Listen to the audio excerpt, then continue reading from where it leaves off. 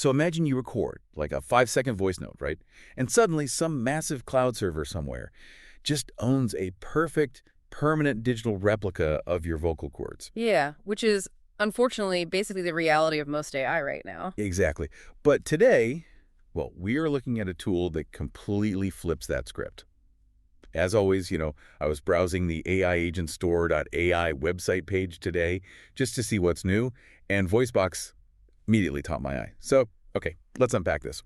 Voicebox is a free, open-source, local-first AI voice studio. Right, and that local first part is a massive paradigm shift. I mean, we are just so used to sending every little audio snippet off to a server farm. Right, just somewhere out in the cloud. Exactly. But the fact that this runs entirely locally, meaning the underlying models, your voice data, and your microphone captures never actually leave your machine, it guarantees absolute privacy. Which is huge. It's almost like having a highly secure, I don't know, private sound production booth right on your laptop. Yeah, that's a great analogy. Instead of just recording you, it is actually studying the acoustic blueprint of your voice locally. But wait, if it is not phoning home to some massive supercomputer, I have to assume it is pretty lightweight, right? Hmm. Like, how does a standard laptop handle heavy-duty voice cloning? Well, it really comes down to how incredibly efficient these open source models have gotten. You don't need a massive power-hungry graphics card anymore. Oh, really? Yeah, Voicebox uses these highly optimized algorithms, so it can analyze a very short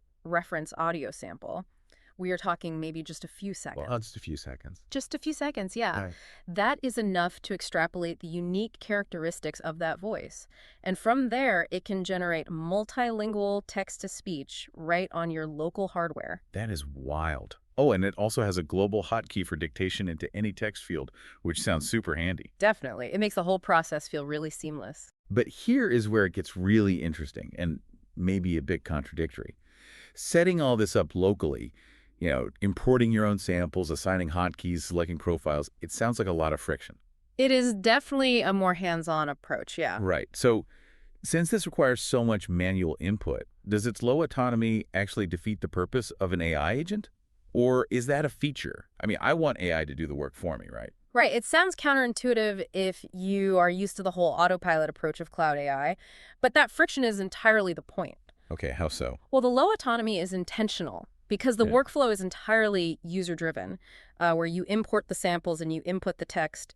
It empowers you with total creative control. Ah, so you aren't being automated out of the loop. Precisely. You stay firmly in the director's chair. It even allows you to give your other locally run personal AI agents custom voices that you completely own. Oh, that makes a lot of sense. So you basically get enterprise-level audio synthesis without sacrificing your data to a tech giant. Right. And as local first voice cloning becomes more accessible, it leaves us with a really profound question for you to consider. It is. Well, when we finally have total ownership over personalized AI voices, how might that completely reshape our expectations of digital privacy and identity? Man, that is definitely something to chew on. Owning your literal digital voice. Well, if you want to see exactly how this works, head over to the AIagentstore.ai link to check out the page for yourself. It is definitely worth a look. Absolutely. Thank you so much for listening, and a huge thank you for rating the show today. We always appreciate it. Catch you next time.